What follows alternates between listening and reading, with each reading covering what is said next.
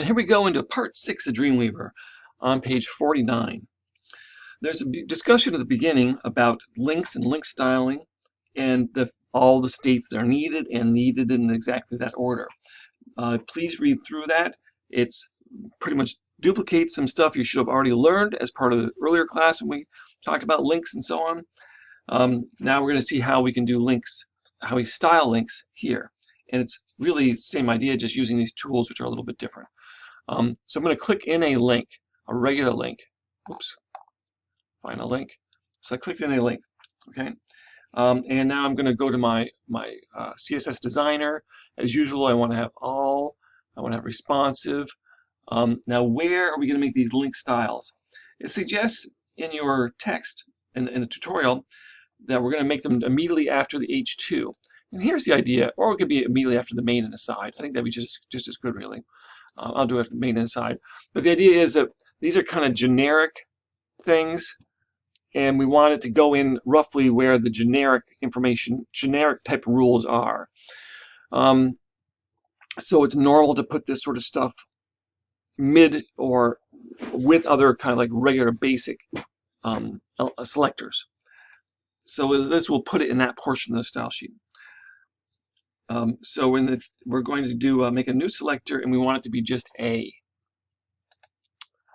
And again, it's going to give us more than that, but if I go up a couple arrows, if I go in there and delete, I'll just get A and I'll hit enter. So I'm now working with the A.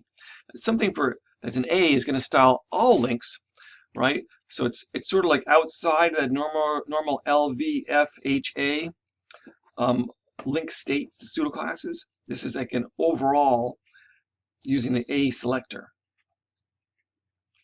In the text section of the properties pane, set the font weight to bold. Okay, so we're going to go text. We're already in the text, font weight, and we're just going to set bold. All right, so we can hit enter. That will take effect.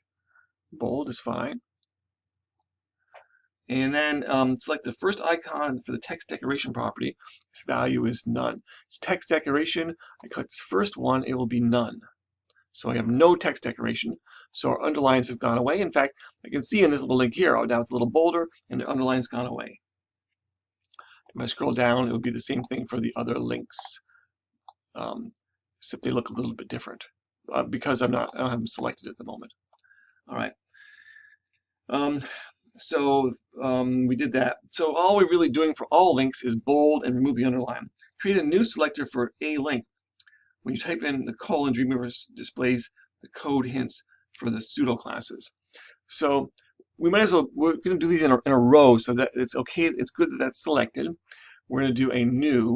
We're going to type a colon, and it gives me the choices. And I want to do link, so I'll just select that. Hit enter for it to take effect, and now we are styling a link. Change the text color to the pinkish orange color we used earlier, which is that hashtag there. You can read it in the text, and I'll try to type it. So text color hashtag cap locks F68979. Enter. Okay, it's that same orangey color we used just above. Create a new link for a visited, and we'll change the color for a visited, right? So we'll do new, and again, a colon visited is one of the choices given. Oops, I don't want it to be capital A though. I mean, it would work fine, but just to be consistent. And now we're going to make the color of that one different. Hashtag FF944C. Just a little bit different orangey color. Okay. Okay, a new group selector for a hover, active, and focus. So we're going to put these all together, which is a fine idea because they can all often be the same. This is a group selector. A colon hover, comma, space, a colon active, and focus. And frankly, it doesn't matter really which order these goes in, but to be consistent, I should probably change it. A active, focus, and a colon hover focus active. Hit enter. Text color in this one is going to be different still.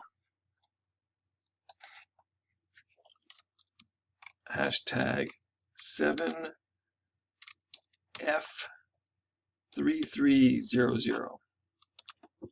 Also for this group, so the text decoration property to underline. We're going to let the underline coming back, which I think is a fine thing to do. So we'll click on underline. Okay.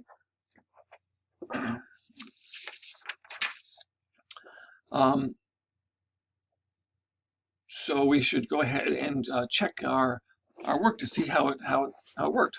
Okay. So let's go ahead and save everything. And I'll go to full live view, and I'll go to our links. And when I hover over them, they change color and an underline comes on. This is a fine link styling choice here. I'll click off so I can use this one too. This one is different because it's like I've gone there already. So it's showing as visited. Yeah. This is fine link styling. Typically we do a background for hover too, but this is fine. Just have underline come on and change of color is fine. So the navigation. So okay, we could drag and drop selectors. If we had these in the wrong order, we could just move them around right here. If we look at our code, we see though they are in the right order, but they're up here, right? Here they go. A link, a visited, and then a hover, focus, and active. So they all look fine. Good.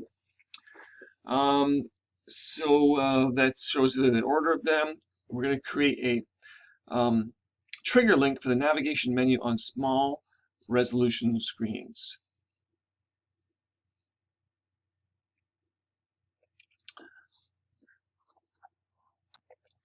So we're going to be doing navigation, which is kind of like a different set of links.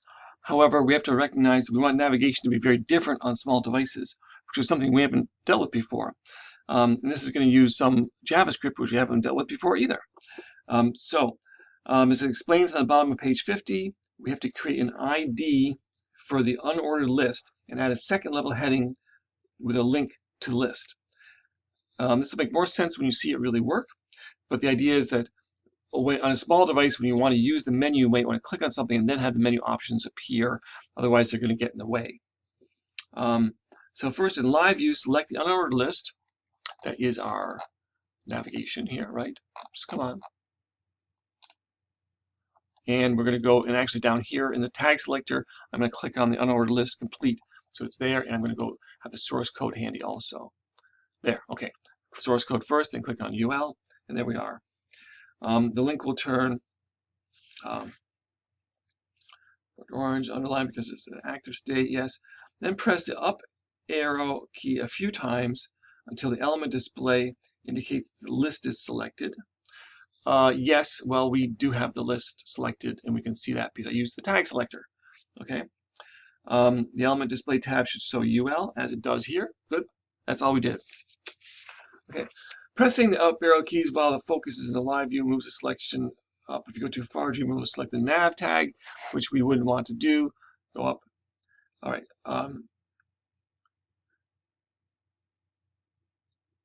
And then the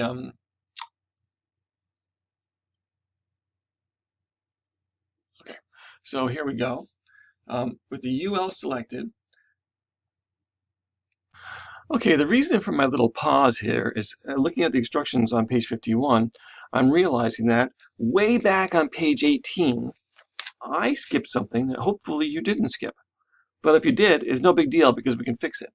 If you were following my voice and my directions here, you might have skimmed over creating the nav element back when we were using the DOM panel here. And it says way back there, when we were creating all these other elements, we click on the UL, add a plus, we're going to wrap, and we're going to do a nav, N-A-V. Hit enter twice. So we have a nav element that goes around our list of navigation. It goes around the UL. I realize now that we're on page 51, and the instructions about creating this new selectors involving the navigation area, that it's saying that we could accidentally select the nav element. Well, we didn't have an nav element, or the H1 element. Yes, that follows it. But right now it should be H1, then nav, then UL down here. So there's a nav which goes around all that list item stuff, the UL actually. Okay, so you'll need to work that in there, and you can see it here as I did it. Okay, so let's begin again with it. Not begin again, no. Let's just continue along here. So it suggests that we want to get this. Now we don't want the nav area. If I select in here, I want the UL. So I can just click on the UL in the tag selector. Okay, and that is still the point. I want the UL selected and not the nav. Okay, good. With the UL element selected, click the plus button on the element display and assign the ID nav links to the unordered list. Okay, plus selector. We're going to do an ID, which is a hashtag, NAVLINKS. And as we're heading into some of these IDs and things we're doing now, they actually do have to be typed exactly as I've shown, because they're linking to some JavaScript where we have these selectors are already made. Press tab or enter to confirm the change. Yes. And then we can click off and it will stick. It'll be fine. So we got nav links is now an ID that has been applied to the UL. Make sure the responsive is selected and select a source drop down pop-up panel. Click away. Yes, we did that. Okay. With the unordered list still selected, choose Insert Heading H2. Okay. So we still want that list selected. I can click in here. I can click in. The unordered list is still selected. It is now. I can see it there. I can see it here. We're going to do Insert Heading H2 and select Before. Okay, Insert Heading H2. Okay. And that didn't actually do it. I actually put the H2 around it. It didn't give me a choice of wrapping or whatever. I'm just doing Control Z. Let me just try that again. The UL is selected. Click off to be sure. Select the UL. UL is selected. Okay. Insert Heading H2. There, it gave it to me the choice of saying after, which is what we want. We want an H2 after, but strangely, it's put us in a kind of a strange place. Huh. Okay. Well, this might be easiest to just, if you're having better luck with this than I am, fine. But we want, actually we wanted before too, didn't we? Insert Heading H2 before. Okay, let's try that again. Control Z. Okay.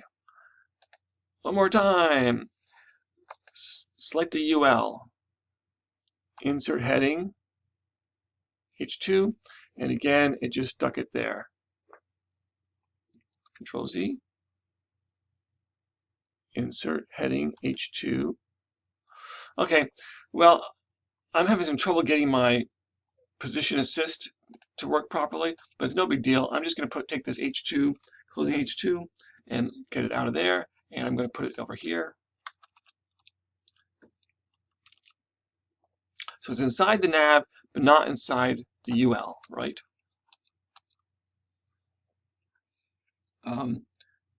Before, immediately above the unordered list, and we're going to change it and enter, and we're going to type in the word menu.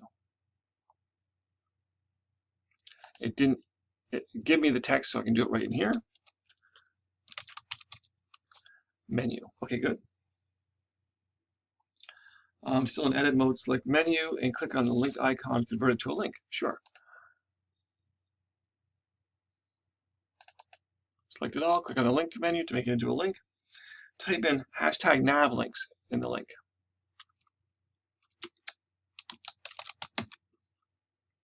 go to the nav links then. And hit enter once, and then we can click away. Okay, so this H2 now has a link that goes to hashtag navlinks. This creates a link in the element with the ID navlinks at the same page. In other words, the unordered list of navigation links. Make sure the H2 element is selected in live view. You might need to press whatever again and assign the H2 element the ID menu link. So I've got the H2 again. I go in here. I'm going to click on that H2, that one H2, and we're going to assign the ID menu link using the plus button here again, right? Sure. So we're giving it this H2 an ID now. Hashtag menu link.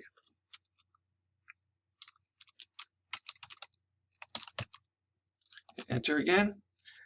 The underlying HTML code and the nav element sign will look like this. And considering the issues I've had, perhaps we should look at this carefully. And I'm looking at the bottom of page 51, step 9 here. We start with the, well, we have an H1 before that, but then we have the nav, H2, the ID of menu link. Then we have the ahref to nav links. Then the word menu, we close the A, and then we close the H2. And then we have a UL with an ID of nav links. And we continue down through the list, and we close the nav afterwards. That looks good to me. If yours is not this way, as you see here, or as you see in your sheet, you can just go in and manually change it. It's no big deal. Okay, then on page 52, note that the value of IDs does not begin of H2 and UL. Yes, it's not begin with a hashtag, sure. However, the value of the href begins with a hashtag. This is because the value means look for the ID. Yes, that's how IDs work. Hashtag means go look for the ID. It's different. And this is it's top of 52 is now just describing for you again the difference between a class and an ID, right? When you create a new ID or class using element display, the associated selector is always created at the bottom of the selector's pane. And in fact, if we go look in our CSS designer here, we'll see these things have been created down there. See, there they are. And they're in our CSS also down near the bottom. There they are. See, they've been created. Yeah. To keep the styles in logical order, select the menu link in the selector's pane and drag it into position after the link style, other link styles. Release the mouse button and so on, just below those. So we're going to take menu link and move it up. So we can use this. We can use this panel to also move things around. We're going to stick it right up over here. So I'm going to take menu link and drag it up. I see the little line created and drop it, and it's changed my CSS around at the same time. So we moved menu link up, and then reorganize your style rules by dragging and dropping in the CSS designer in general. And we're going to move nav links up also just below that other one.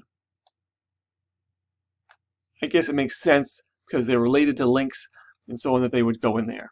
Okay, good. Now we're going to style the trigger link on page 53. Trigger link is nested inside an H2 heading. Yes. By default, browsers display second-level headings in a large bold font. Design calls for a smaller, lightweight font because we use on mobile devices. The link itself needs to be easily tapped, so it needs to cover the full width also.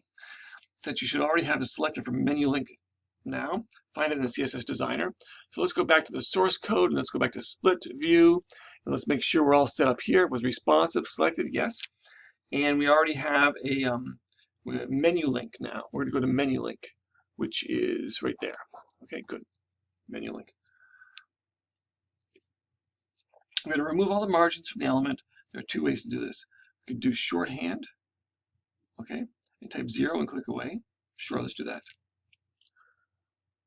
Margins, set shorthand, and put 0 and click away, or hit enter. Same thing, right? So we set the margins of 0 for the menu. Or we could have clicked in here and locked them all to 0. Okay, sure. Also set the following properties and values. Text align center. Text center. This is now centered against a dark background. extends fully the width.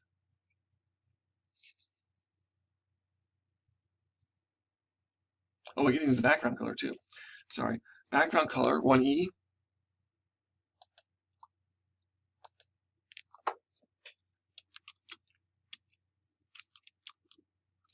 And I got my lowercase on. 1E, 1E, 1E. Okay, that makes more sense. Okay. Text is now centered against dark background, extends the full width of the div. Headings are treated as block level elements that fill all the available horizontal space, yes. In live view, make sure the A element of the trigger is selected. Notice that the element displays border around, so only the text only. So we're going in here in live view and we're clicking on just the link, and we have just the A selected. Okay. Create a descendant selector for menu link A. So we may as well make it right after menu link. So we're going to do a plus on the selector box. I can go up one level. Menu link A is what I want. Hit enter. Okay. Now I'm styling menu link A. Following properties and values. Color is white.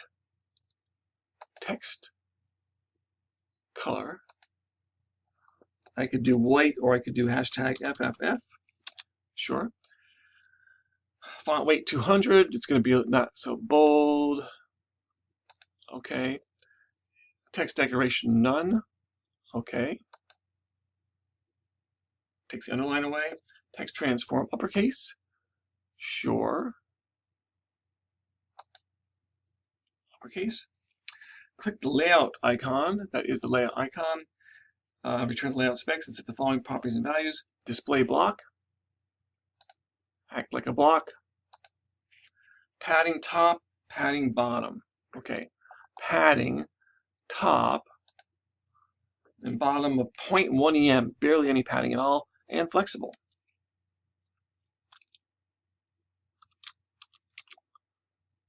Up. And padding bottom again of 0.1 EM. Enter. Okay. Just a little bit of padding in there. The element display. So once we hit block, did you see when display is a block, now the element display of this A covers this whole area because blocks expand to all their available space, which is good because we would want this to be a wide bar that could be clicked easily with your finger on your smartphone, for instance. Heading is now clickable across its entire width. Now we're going to style the navigation links on page 54, about halfway down. Navigation links are an unordered list. Yes, they are. To style them, we need to remove the bullet points, so on and so forth. Make them clickable across the entire length using the same technique as we did for the trigger link, which is right here. All right. Should already have a selector named hashtag nav links near the whatever. Yes, we do. Find it. If it isn't there, make one. We already did it. We have a hashtag nav links, which is right here, right? And that is going to allow us to get to all those within the UL, all those links, right? Yeah. Find it. If it's in there, make one. Set the following properties and values in the layout section of the properties pane. Okay. So we actually are in layout right now, and we're going to go to with 100%.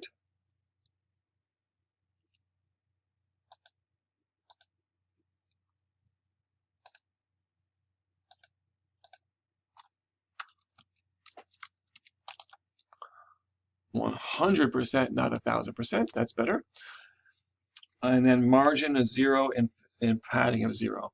So we could do it like this with just a 0 and enter, and then we could do it with padding with just a 0 and enter. Okay, click to the text icon and set it to center. Text center. Okay. All right. And then we're going to scroll down to the end of this text section and remove the bullet points by setting list style type to none. And is way down here someplace. And where is it? Nope. We want the text area. Sorry, text. Text shadow. List style type right there is none. So remove the bullets now. So we've got centered little links now with no bullets there. Okay. Click on the background properties which is this one here. It looks a little different in the text here, background, and click the color well. That's what they call this guy, the color well.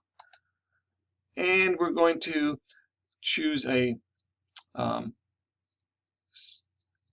we want, it defaults to black, as it did there. Yes, good. Which is what you want, but instead of solid black, let's make it semi-transparent. Select the RGBA choice there, RGBA, there it is, and drag the alpha slider, it's the third one on the right, down about a third of the way to a value, should be about 0.65 or something. So this is the transparency, the alpha. We're going to do point whatever, 6 something like that, right? Or thereabouts. So there you go. RGBA color format consists of 4 things. Yes, it does. We know that. And that the A is opacity.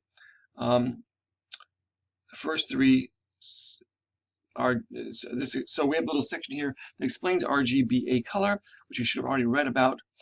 Click away the color picker to close it. And it explains older browsers and RGBA, which I think is less a problem than it used to be because it's pretty universal now, I think. But we're going to essentially set an alternative background color, so we're going to have to go manually into code view.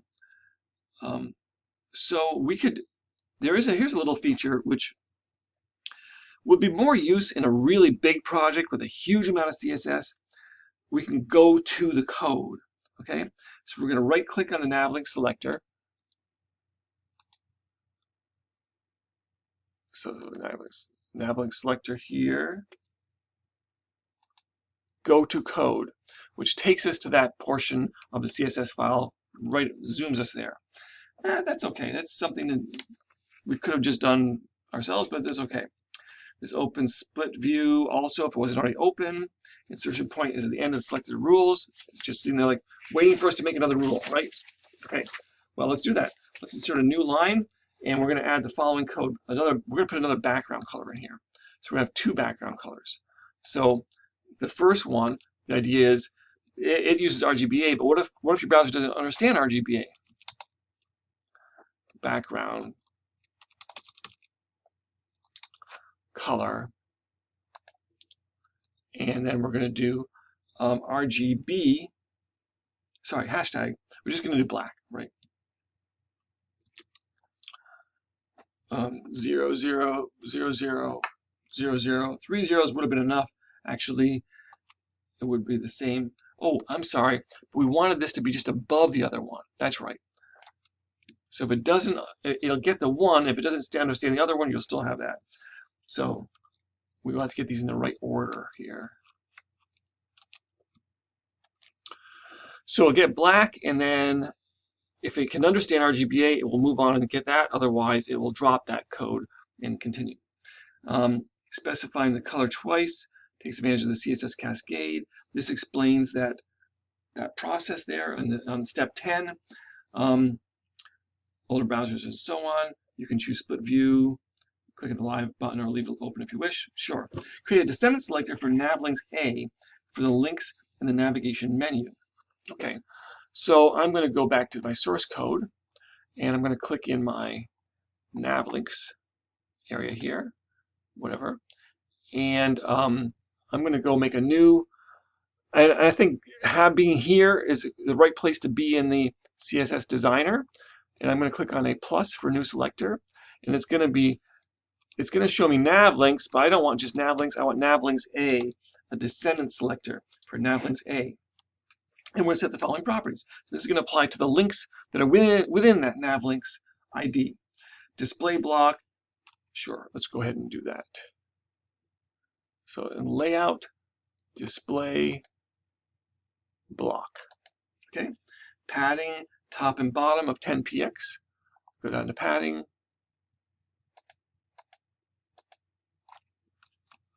$10 for the top.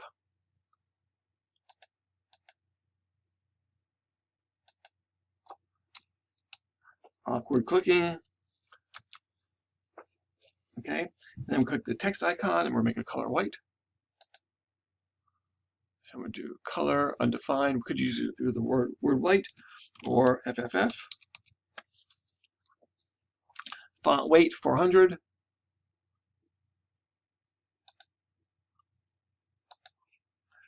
Text decoration none. No underline. Text transform uppercase. All uppercase. The links are all uppercase. So the navigation menu now looks like this, as it does. Okay. Why are we making this weird, strange, big, blocky navigation menu, you may ask? This is actually the navigation menu that's going to be available for the small sizes. Then we're going to make something different for the big size screen. Although navigation links are still an unordered list, the styles have been completely transformed. And yes, they have. But we have to be able to show and hide this. Okay, yes. The process of showing and hide the menu is done with a combination of CSS and JavaScript. Whenever the trigger link is tapped or clicked, the browser viewport is resized to, or the browser viewport is resized to less than a specified width. The JavaScript changes it. The menu will be hidden only if JavaScript is enabled. You'll attach the JavaScript to the page later. Yes. First, let's deal with styling the navigation menu in its displayed state. Okay. Navigation menu's position, both when hidden and displayed, is controlled by CSS absolute positioning. Absolute positioning. Okay, here we go. Highlight the navlink selector in the selectors pane on CSS Designer and set the position property to absolute. So CSS Designer, plain old navlinks, not navlinks A, plain old navlinks, and we're going to go to position absolute. It's in the layout section. Layout section, position absolute. Okay. As you do so, the image of the Golden Gate Bridge jumps up to behind it. That's what happened here. I'm not sure if you noticed, but things look different in live view now. It's because this stuff is now out of the normal HTML flow, right? This happens because suddenly position elements are removed from the normal document flow. They float on a separate layer in front of other elements. Okay, we'll go back to split view. In the DOM panel, add a class to the unordered list by double-clicking navlinks to open the field for editing. Okay, so we're in the DOM panel. We're going back in here. We're going to find navlinks. Okay, there's navlinks. And we want to add, we're going to double click on navlinks to open the field for editing and type a space followed by a class, dot displayed. So space, dot displayed. Enter will make it take effect. Then click away to confirm the edit or hit enter. Yes. We could have used element display to assign this class. This has the advantage of not automatically creating a selector in the selectors pane, or we could have done it just in the code itself. It could have just gone in there and boom, typed it in there. Yeah, and you can see where it is now. We got navlinks. Let's go ahead and let's save everything first, though. Okay, save all related files. Okay, so we have the UL nav UL class of displayed and ID of navlinks for the UL. Okay. So UL has navlinks and dot displayed, class and ID for that same UL. With navlinks highlighted in the selectors pane, click on the plus button and create a new selector. And we want navlinks dot displayed. So we're going to make something that works for that. So navlinks is here. Okay, we're making a new selector, and it's going to be navlinks. I'll go up to just get navlinks, and then dot displayed. So now we're doing something that's just going to affect the dot this sort of descendant selector. It selects an element that has ID of navlinks and the class of displayed. And so we'll hit enter there to accept that. 2 enters. In the layout section of the properties pane, with navlinks displayed active, use a visual tool to set the top.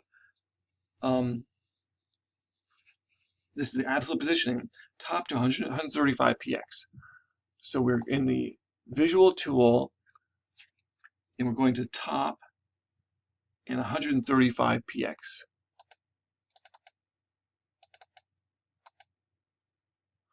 going to go to PX 135. So we're positioning the top menu to 135 PX. And this is, technically speaking, this sets the absolute position for the top of the unordered list to 135 pixels from the top of the containing block, which in this case is the page, whole page. So from the whole top of the page. This talks about learning more about absolute positioning in part 7. Also in the layout section set the z-index, hey, is our first z-index, and to 1, and the opacity to 1 for the same thing. So z-index, layout section. So layout section, z-index is right there. We're going to set it to 1.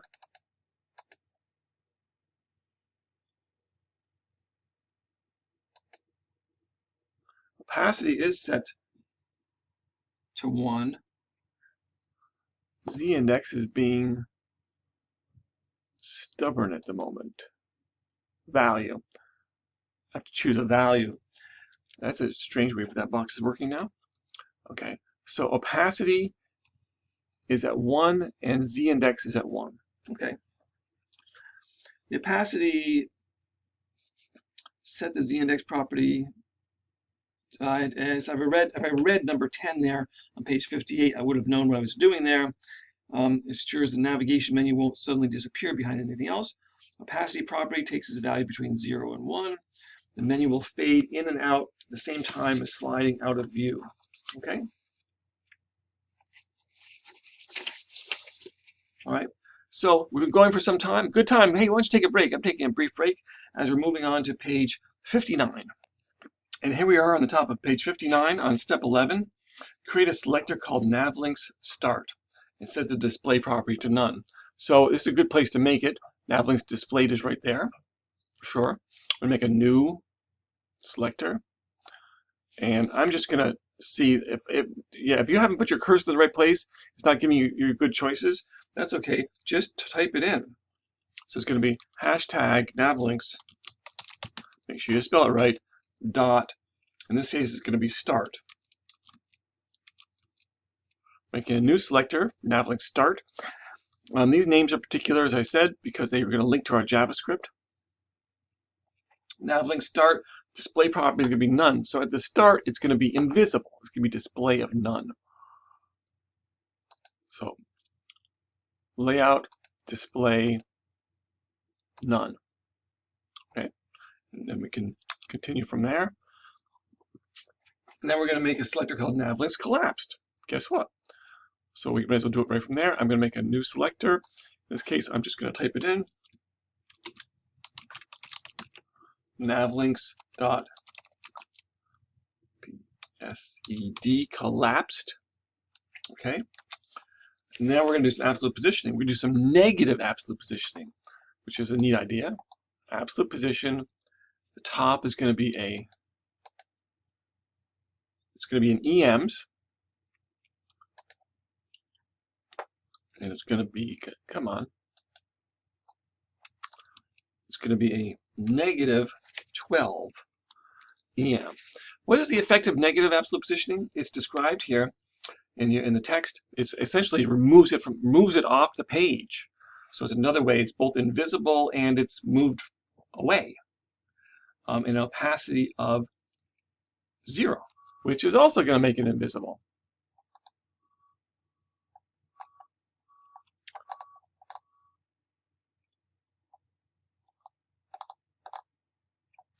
Opacity of 0.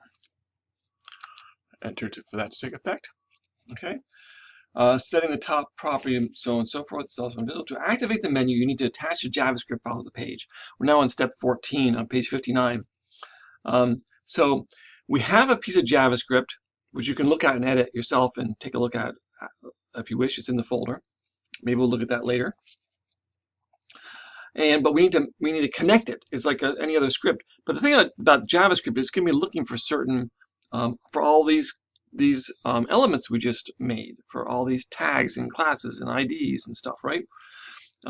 So we really need to have the script load after the HTML has been loaded. So this is one of the reasons we've actually intentionally put it someplace else, right? So we're going to select the footer in live view. We want to put it down at the bottom of the page. So I'm going to select the footer. I can make sure it's selected. Oops, that's not the footer. Select the footer. There it is. I can make sure it's selected by clicking on the footer there. Yes. So I'm going to put this in the footer or after the footer. We're going to choose Insert HTML Script. Insert HTML. And script should be a choice here someplace. Script. Okay. And we're going to make it after. So after the footer has loaded, when all the HTML has already been loaded, we want to go find a script.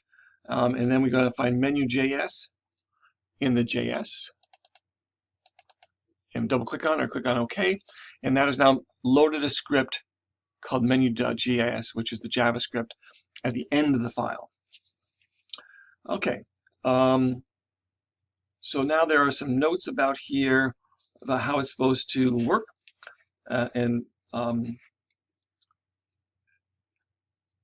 on. So let's go ahead and we might as well do as it suggests and save everything and take a look at it. Before we do our last little bit of code, we're going to open in browser, Google Chrome. Okay, so we have this big menu sitting here, and now I click it, and it pops down, or it pops up. Now you may say to yourself, but why is it going off the page over here? And we have all these links here too, right? Yeah. Why is it going off the page over here? Well, it's because this is made for small screens. Don't worry though. If your screen is small, it works great, right? Down and back up again. But if your screen is bigger, it looks a little funny, but we'll do something else for the bigger screen as we go along. So we can make this, but you see how this kind of jumps, boom, boom. Wouldn't it be nice if that was like a smoother transition? Well, we're going to actually do transitions. We did filters before, but transitions are another piece of code. We're going to add and if you look at the bottom of page 59, about adding the following 2 lines of code just before the closing brace of the lav link style rule. So we're going to go in directly and type this. So let's go into the responsive and go down to the nav links, plain old nav links, menu link nav links. After the position absolute there, we're going to type in 2 ease out transitions. We could have used the go to code as it says in the instructions to get here, but I just went here. That's okay. Hyphen WebKit hyphen transitions transition colon all ease out 0.5 s. That's actually seconds. Transitions, I'm not going to spend much time talking with you about them. It's another section in the textbook, though, you can take a look at. Transitions like filters are verging on the animation type stuff. Transition, now we just do plain old transition. Again, we're doing vendor code first. I'll ease out. Again, 0.5 seconds. All right. So let's go ahead and save that. And then it shows you on the top of page 60 what the edited style rule looks like. And it's just what I've typed here. And we'll see how this acts now. And we should save everything. It's already all saved. Okay, good. And we'll go ahead and look at it again.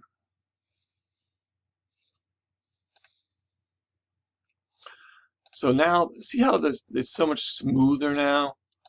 That's what that transition does for us. It's very nice. Okay. Let's continue. We're getting close to the end of this section finally. The navigation menu displayed. Click the home link to select it in live view. Sure. Then click the plus button on the element display and type this page. Okay, so go up to Live View, click on the menu link itself. So we get to that A in particular. In the editable field, apply a class to the link, class of this. Click on the navigation menu, home link. Oh, I see. Not the menu itself, but we want to get out and to go into the, it won't really let us, live view. Let's need to go wider, narrower.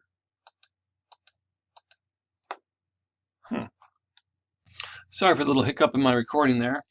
So I'm at the top of page 60. And yes, we did confirm the edited style should look like this, and it does. But interestingly, down towards the bottom of page 60, we have a section about what might go wrong. And it's sort of something has gone wrong, but sort of it hasn't. I'm getting some unusual behavior from my Dreamweaver at this moment. In fact, my menu is not working in my live view. However, if I go look at my styles, my file, and I run it in the browser,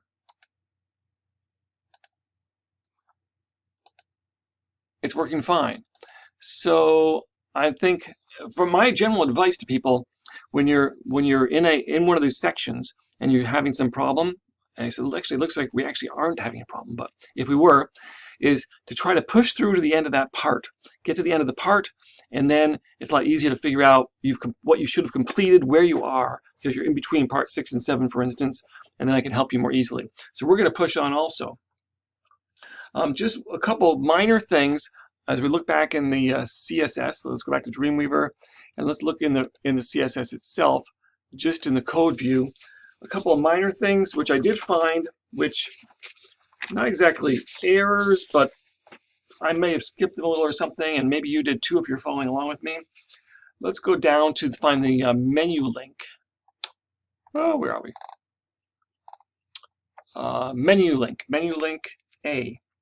And we have a color and so on. One thing that the instructions did ask us to set, which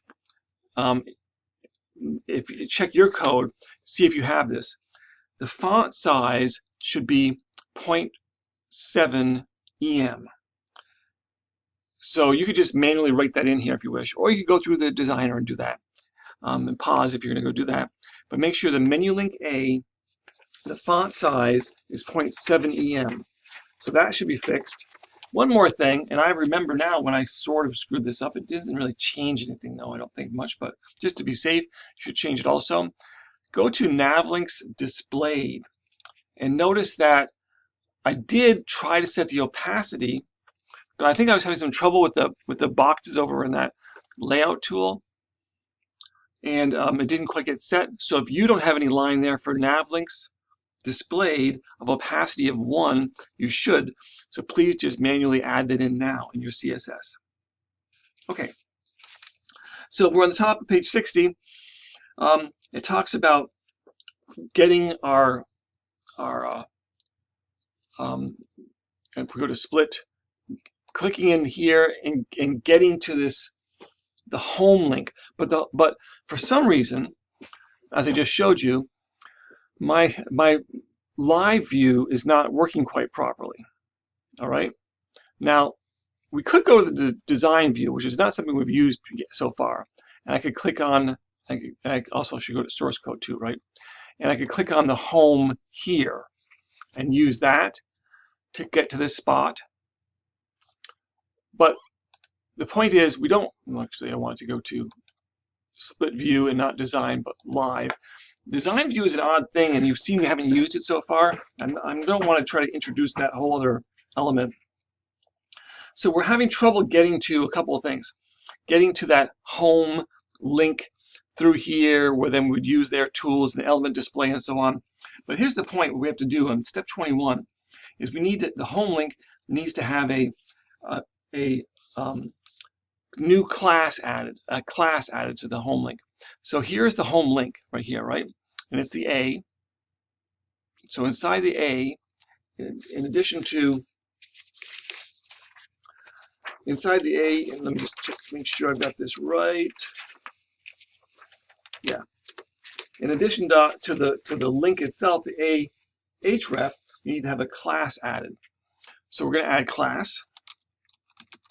Whoops, lowercase, and spell it right. Equals quotation marks. Normal way to add a class, and the class is going to be this page. So we added a class to the, and we did this manually. That's fine. We don't actually need to have it anyplace else right now. We added a class to just the home link called this page. This is going to be that you are here effect, okay? And then it talks about if you used other method. Maybe this is just my Dreamweaver. Maybe you're able to use the exact instructions here, but it works out the same way. Select nav links A in the filters pane. We're going to add a big group selector down here. So let's go to the CSS designer again. And let's go ahead and go to, we're going to click in here. We're going to go to, and you may have to save all related files since you just manually changed something in the HTML. You may have to wait a moment, and you should, in this menu should now become active. We want to put this in the right place, so we're going to go to navlinks A, which is, navlinks A is there. That'd be close enough, good. And we're going to enter a giant group selector. So we're going to add a plus, and we're just going to start typing in here. And it doesn't matter about finding the right place and so on to get it to things come up automatically, because they're not going to come up very automatically at all. This is going to be hashtag navlinks, and we can use the code there, and it's going to be hashtag navlinks space a hover. I can use the suggestions and then a comma. And this is going to go on for a long ways. This is a group selector, hashtag navlinks, and then a space. You can look at, probably easiest if you just type right from the code on page 60 instead of watching me so much. A active, comma, hashtag navlinks. And honestly, this would probably have been easier to just add directly into the CSS rather than using this little slot. Space a hover. And finally, I think, yes, hashtag navlinks space a this page. Okay, so we added this giant selector. So this is going to style the navigation links, all of them, and this new one we just created, this class. And all we're going to do is change the color here. So I hit enter twice, and we're going to go to text, and we're going to change the color to this yellowy color, or orangey color. Hashtag F8, sorry, F68979. The orangey color. And now we're going to save all of our work. And again, my menu is not working properly here in this live view, but if I go to my files panel and I run this in the browser, I see it's working fine here. I'm getting my hover now, so that's what we just did. We created a hover on all of them, but we made one of them solid, and all these links are active and live now. And again, don't worry that it's going off the screen here. This is made for narrow, and it works fine there when it's narrow, right? Okay, and maybe it's just a problem with our live view, with mine, or maybe yours is working fine. But remember, live view is not the issue so much, it's how it looks in the browser. Briefly, there's a little section here about what might go wrong, and lots of things can go wrong. This is often the place when you get to this point where you may need help. And that's okay. It says seek me out or my teaching assistant. It may say that in your code, but in your tutorial, but actually there is no TA this semester. So just try to get to the end of the section, do your best to add the code, and then look through, see if you can figure out your mistakes yourself. But if you can't, ask for help. And then we'll pick up with part 7, our final part, in the next recording.